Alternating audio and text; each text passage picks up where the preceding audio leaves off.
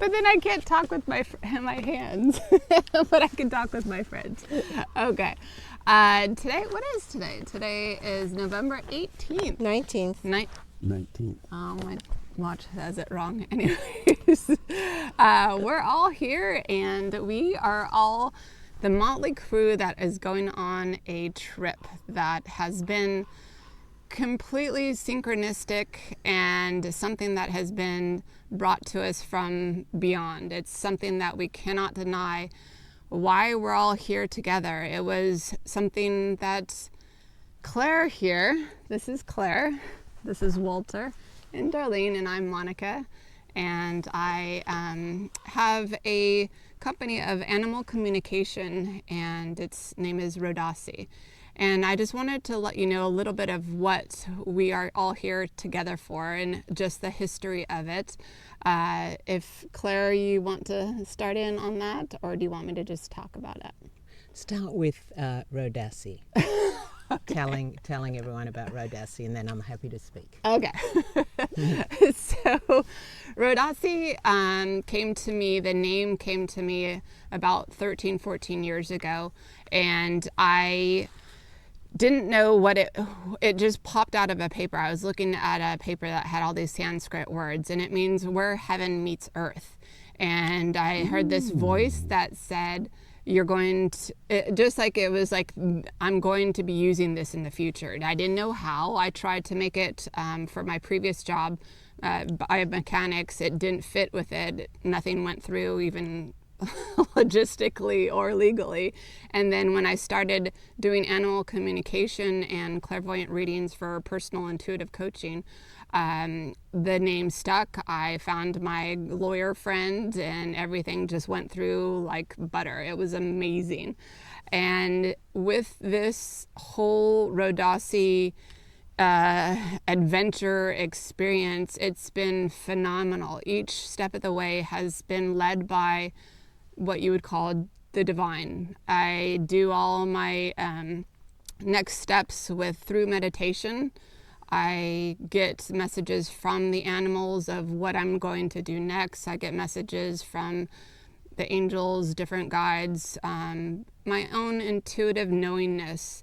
And this is what has led this whole entire journey with Rodasi. I also have, I'm going to get up for this one, a symbol that came to me. I have this. Okay. This is. She's got to show her booty now. I got to show her. So the symbol came to me, and I drew it out, and all the different animals came to me, and it was something that the animals showed me the symbol, which has been validated by other animal communicators of that sideline infinity.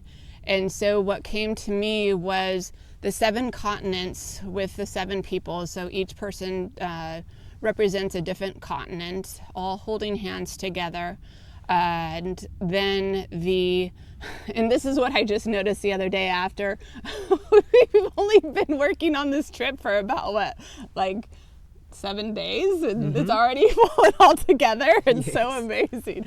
But anyway, so the other ones are like the dog, the cat, the horse, and then it goes into the elephant and dolphin and fish and the dragonfly representing the insects as well, and then the water and the sun and the mountains and the trees.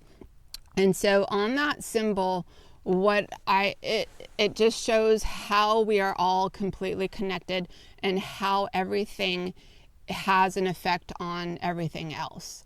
And so that is what my quote business is about. It's actually my life purpose, and it's something that I am here to help animals, help people, help nature and community come together to make a difference in this world in a positive way, because we don't give the animals who hold so much knowledge enough credit for what they have to offer. They have the source of unconditional love as part of their life. That is something that being a human is what we strive for. And so why are we striving for something and discounting something that exists in our own home as a pet when we could be learning from them and striving within ourselves by healing from what is blocking us, because we do have this unconditional love within us that does allow us to be able to talk with these animals and talk with nature as a human being. We're part of this. The natives had that ability. Many other cultures abroad that are considered third world or lower than the higher kind of world society and technology and all that. And I don't discount that, because I wouldn't be able to do this and have this message sent out to without all the technology and all the beautiful inventions that humans have made on this earth.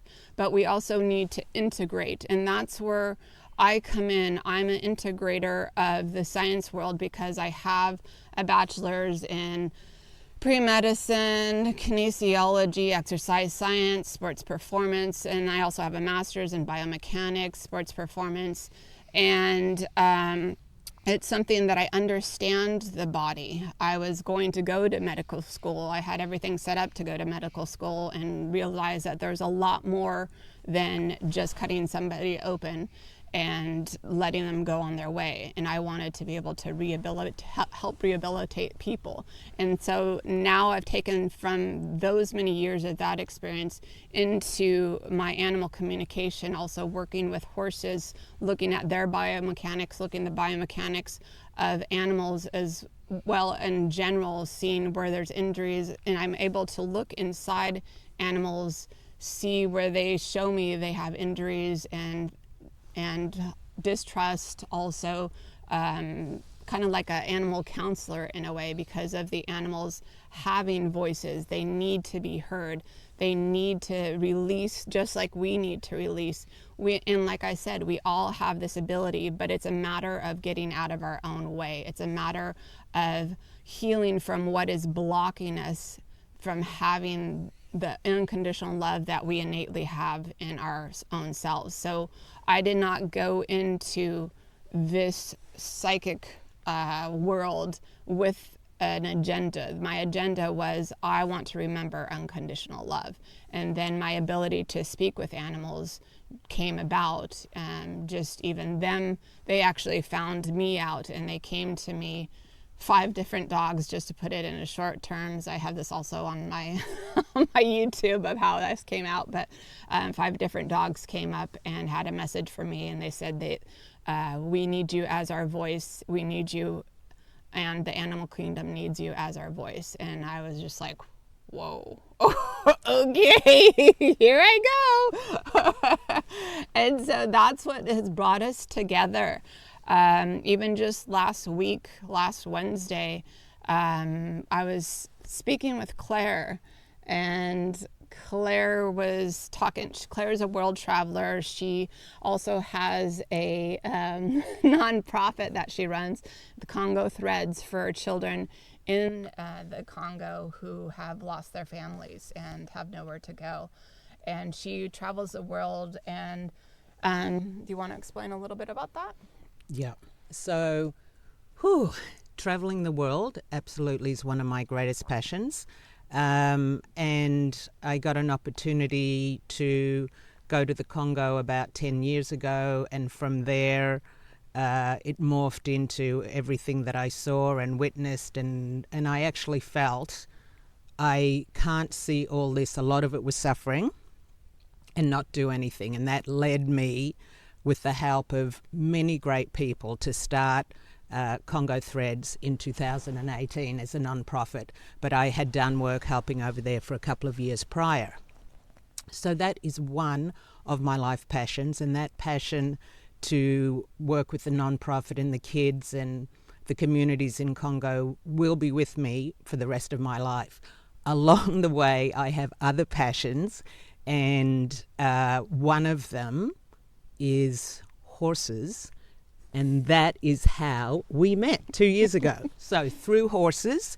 The other animal, I'm going to give you a little hint here, is the elephant. And that, we're going to segue, should I segue now? Yeah. Into that. So Monica and I were talking a week ago. And I was telling her that I am feeling really called to go to Thailand, the north of Thailand, where there is this incredible woman, a Thai woman, who is an elephant whisperer. And I have daydreamed about going there to her sanctuary. The work she does with rescuing of elephants is phenomenal. And I thought to myself, I should just go there. I should just make a plan and go there in the next month or so. So I was starting to do that. I mentioned this to Monica. She says, can I come too? And from that, then she said, can I bring my friend Darlene? And then the elephant part, then our friend Walter is joining us on this trip, but it's more than just Thailand. We're also going to Vietnam, and we can talk, Walter can really talk about that aspect. But the aspect that I can talk about, the love for elephants that I have, I find them, many people have said, oh, what's your favourite animal? Or kids like to say that. And I say, I can't choose. It's horses and elephants. And sometimes I'd make a joke and say, do I have to choose? I love them both equally. And so this is going to be an opportunity to be with elephants again in a different way. We're going to be helping out with their care. We're not going to be riding them, kissing them, bathing them. It's an amazing elephant sanctuary and what she does. So we're going there to be of assistance. And I know that we're also going to be there because the elephants are going to talk to us from a spiritual perspective. And I'm honoured to be going with these three amazing people. And I'll chime in again a little bit.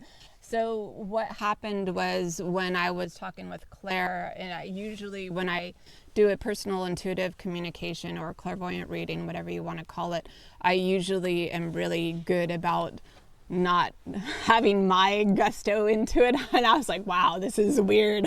I really want to go. And I was like, sorry, Claire, I don't usually say this, but I really want to go. And so then I meditated on it, saw that I needed to be there, that the elephants were calling me as well. And it was an undeniable thing that was in another session. And these other animals were showing me a meditation, and it was the penguins in Kate Solsti's Harmony Pack. She's another world-renowned animal communicator.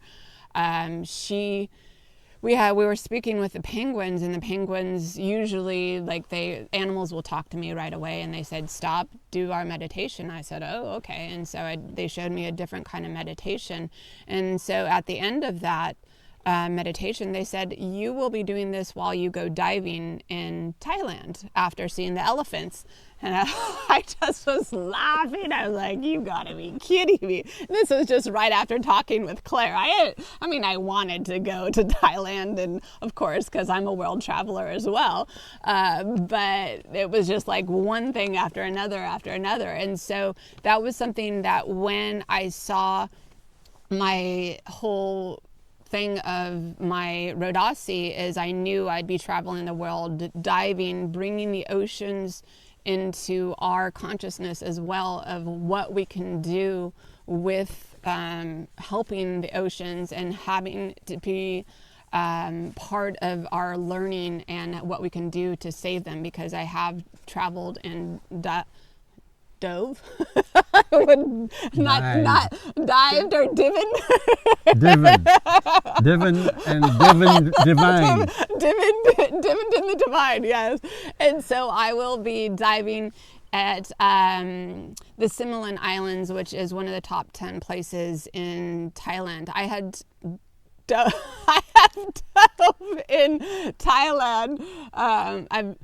And before the tsunami, so this will be interesting to hear. I know it's the other side that I dove on, but it'll be interesting to hear what the animals have to say there and what they have to bring. I know from even just this morning when I was in meditation, the elephants are very connected with the whales, and that is something that I'm seeing, that I will get to know a lot more of their ancient knowledge of the earth and how it's connected and what we can do to help save the earth. Or I don't want it to be such an urgency and a fight and those kind of things. It's something, how can we turn this earthly planet back on its axis in the way of bringing more harmony, bringing more regeneration of the nature of the community of humans and animals, humans and trees, and all these kinds of things. I mean, here we are sitting in Santa Cruz, California, and all surrounded around us are the redwood trees. Yet I have lived here for the majority of my life, besides living abroad. And these trees are actually starting to become endangered because of the high temperatures. Just even in my own little hometown, where the beaches are a lot less large. They've diminished in size greatly. I mean, to the point that I can notice the difference of when I was a child compared to now. So these are the kinds of things that the animals do have the answers. They have the answers for us. And so we are going to listen to what they have to say, and we will relay those messages to you. And as a community, as in world community, we can start to work and bring these things together. So another part of this as well is that I have been to Cambodia, and I was like, oh, I want to go to Vietnam. Claire said she wanted to go to Vietnam. And so I've meditated on that as well, and saw that my dear friend Walter, I don't even know how long I've known you, not very long, at least in this lifetime, but almost 2 years. Almost 2 years, but he and I met in yoga class together. In the yoga class, in the wrong class. In the wrong class. We both sat in the wrong class, and then nobody else showed up, where it's like, oh, well, maybe it's at a different location. And so that's how we met, and we became fast friends. So he is writing a book about his experiences in Vietnam. And he and I've helped him a little bit when he gets stuck, to get unstuck, from what he's dealing with, because he's going through the traumas and forgiving and releasing the traumas, which is a huge, valiant effort. I was just thinking about what we talked about, how you had, I was just referring to him that I know this is a little bit derogatory, but he has big balls to be able to be doing this. And in the way of many people who are at war and see what he's seen, I get to see, because I'm clairvoyant, and I can see the scenes that he's seen, and it's even hard for me to see in the clairvoyant sense, and to imagine somebody being there and seeing those things and experiencing those things, and with the biggest heart that he has, and how he survived, and how he's a normal, thriving human being who even has his PhD. I mean, to go through all that he has been through, and then now he's even healing, writing a book about it. And so I saw that Vietnam was a place that I needed to go, and the reason I needed to go was to be there to help him with his book. And Claire and Darlene said, well, shouldn't he be there? And we said, yes, he should be there. And so there's also the parts of, there are still many souls in Vietnam because it was such a traumatic war. And I've had 17 plus years of training of clairvoyant studies with Michael Tamura, who is just a beautiful teacher of unconditional love and laughter. I know how to help those souls be released from those areas. And so I had him give me certain spots that he had been in, and one rang out, now I can't even remember it. Phang Ran, mm-hmm. Thank you. And just saw that was a beautiful place that, I mean, I didn't even know what was there, but then I started researching after knowing that is where we were supposed to go, that's our destination together. that is connected to all these other areas that we can help release the souls that are still stuck there in the trauma from what they went through during that war. So that is our mission for Vietnam as well. And I'm going to pass it off to you. Okay, thank you. I came to this because Monica insisted, and I said, no, I can't do this, blah, blah, blah. And Monica insisted again, and I said, no, Monica, I can't do this because blah, blah, blah. And she went rogue. She messaged my daughter, who she knew would do something then that would make some difference, and she didn't know what. She did it on faith. My daughter lit up with delight. Oh my God, Dad's 80th birthday is coming up in 6 months, and I've been thinking, what kind of gift can I give him? And that's how I got into this trip. Beautiful. Not only is she using her business cards, travel miles, to get my ticket, she's using it to get her ticket and to get her sister's ticket, so Daddy and both of his daughters can go to Vietnam in January. Yeah. And Fabulous. they are comfortable doing whatever, letting the there are 4 of us, aren't there? Yes. Letting the 4 of us do whatever we need to do and finding things for themselves to do, because they've already started looking, what are the prospects, what are the possibilities, etc. And I want to say, Monica, I'm amazed that you lit on Phan Rang as the place that struck you as somehow needing your attention, and that's wonderful, because that was my first mission. Wow. It was my first. No, excuse me, not Phan Rang, Nha Trang, Nha Trang, Nhatreng, and I think that's the same one you're talking about. It's a little south of Nha Trang. It's a little south, but what I saw, Okay. what I saw, because you just gave me a list, and then I went through and I actually,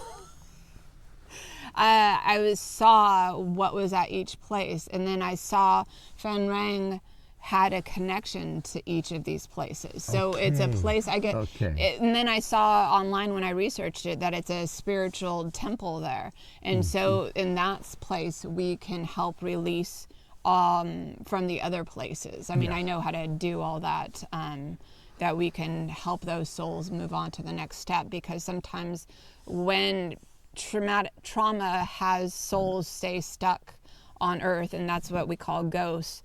And sometimes they need a little bit of what you would call a hello, and let them know, remember, there's unconditional love, and then they can move on to their next step. And that's really what it is just reminding them that even on earth, even though they keep repeating their trauma here stuck on earth, that even just all of us getting there together and just meditating and me doing what I need to do to say hello to them, then can bring them to the light again.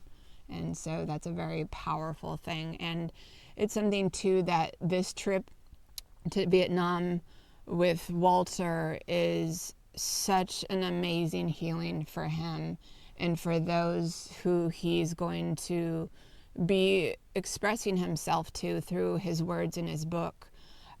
He is just a soul who knows how to really relay the messages on a deep level, and to go back, and what I was seeing was for him to go back and to see the destroyed land that he was in and see it, how it's regenerated, see the people in the light that he naturally sees them, not as the war that was dividing him with other people, from the other people. And so it's such a beautiful thing, and then his daughters are there to support him as well.